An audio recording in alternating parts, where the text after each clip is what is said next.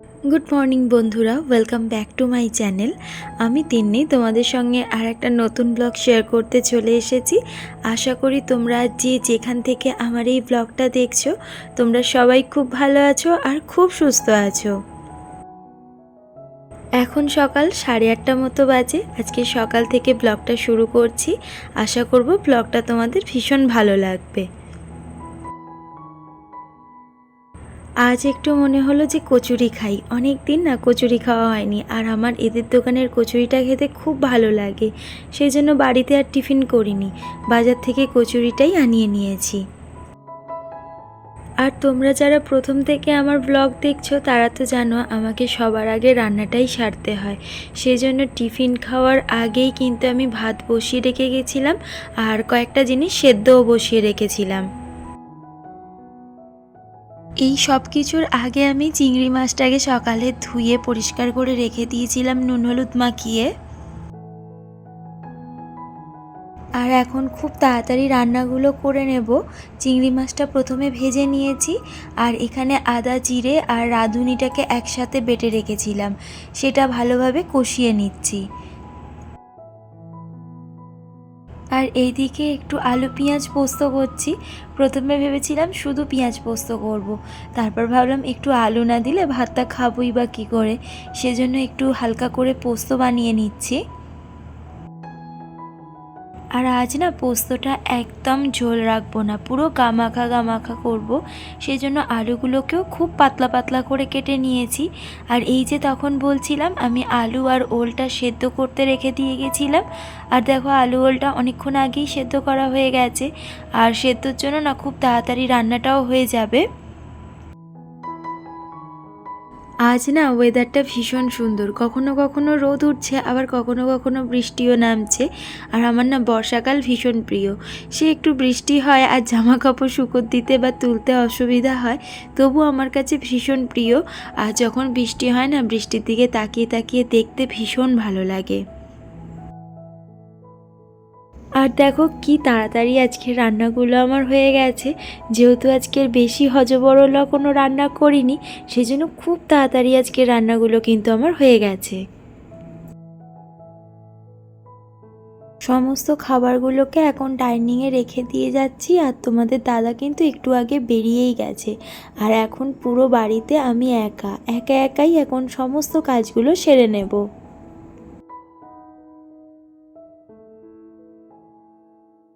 আজ ভাবলাম যে তোমাদের সাথে আমি আমার রান্নাঘরটা আধ ঘন্টার মধ্যেই কীভাবে পরিষ্কার করি সেটাই শেয়ার করব। তো সেই মতো কাজ শুরু করে দিলাম। প্রত্যেক দিন ডেলি ব্লগের মধ্যে কিন্তু আমার রান্নাঘরের পুরো পরিষ্কারটা আমি দেখাতে পারি না, কেন অতটা সময় থাকে না। সেজন্য ভাবলাম আজকের পুরো ব্লগটা শুধু রান্নাঘরের ওপরেই করি। আজ সকাল থেকে আমি যে কাপড়গুলো ব্যবহার করেছি মানে হাত মোছার জন্য, সেগুলোকে প্রথমে ধুয়ে নেব। আর একটু গরম জলে ধুলে না মানে খুব তাড়াতাড়ি নোংরাগুলো উঠে যায়, কেন এইগুলোতে তো আমি কড়া মুছি, তো সেজন্য একটু তেল চিটচিটে মতো হয়ে যায়। আর গরম জলটা পড়লে একদম তেলটা ভালো মতো ছেড়ে যায়। আর আমার রান্নাঘরে না চিমনি নেই, আর চিমনি লাগানোরও কোনো প্লেস নেই, এত নিচু ছাদ যে আমি চিমনিটা কোনোভাবেই লাগাতে পারবো না।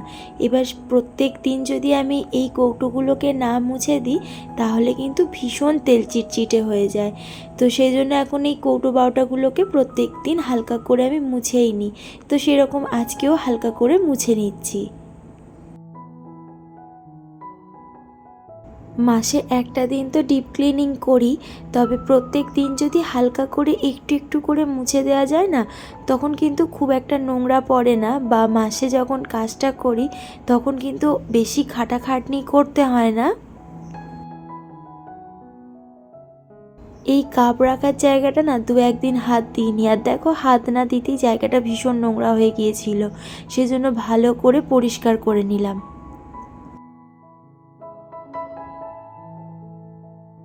আমার যে কটা র্যাক আছে প্রত্যেকটা র্যাক থেকেই কৌটো বাউটাগুলো নামিয়ে নিয়ে হালকা করে মুছে দিচ্ছি। এই যদি প্রত্যেক দিন না মুছি না তাহলে দেখবে বড্ড তেল চিটচিটে হয়ে যায়। আর রান্নাঘরে তেল চিটচিটে হলে আর সেই তেল তুলতে ভীষণ কষ্ট হয়।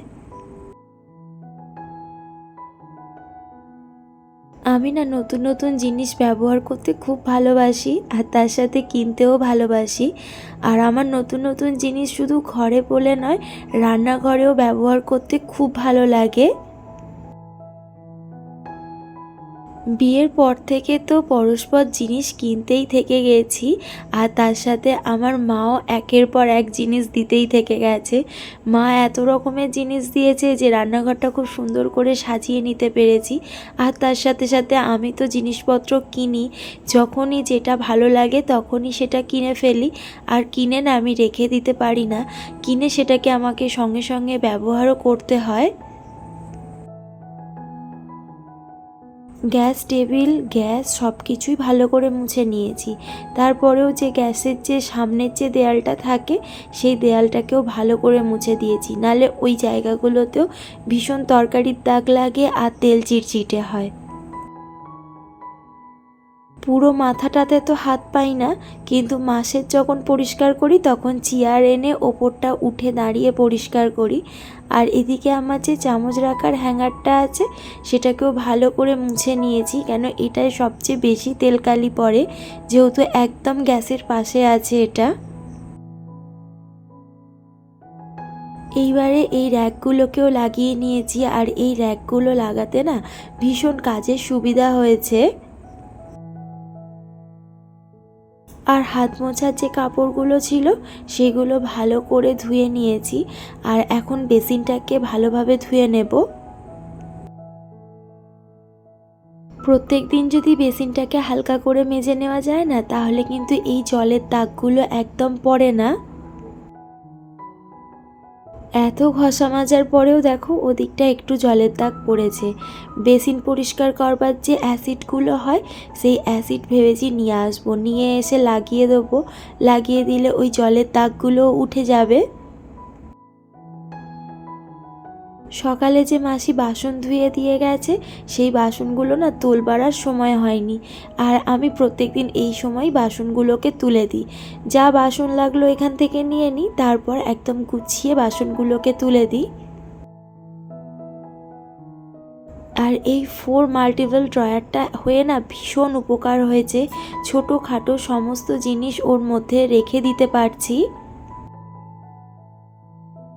যেখানে আমি সারা মাসের মালগুলো রাখি সেই জায়গাটাও পরিষ্কার করে নিলাম, আর যার মধ্যে রাখি সেইগুলোকেও ভালো করে পরিষ্কার করে নিচ্ছি।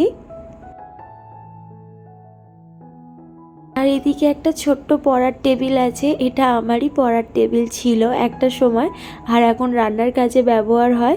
আর এখানটাও ভালো করে মুছে পরিষ্কার করে দিলাম। আর রান্নাঘরে সেরকম কোনো জিনিস নেই, এবার রান্নাঘরটাকে ভালো করে মুছে নেব।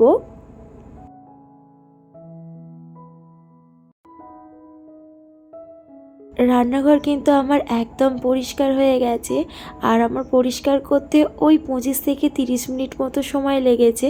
তো দেখে নাও কেমন সুন্দর করে আমি রান্নাঘরটাকে পরিষ্কার করে নিয়েছি।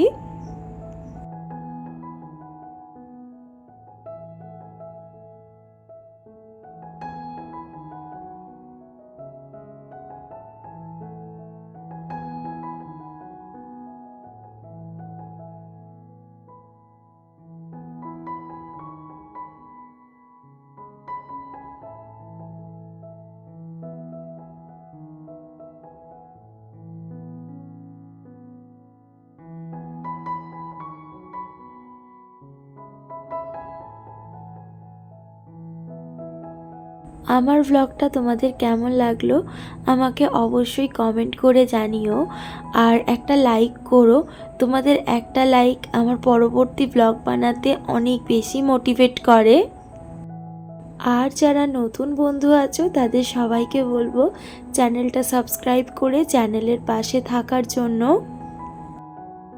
আজ এইটুকু, কাল আর একটা নতুন ব্লগ নিয়ে তোমাদের সামনে হাজির হয়ে যাব।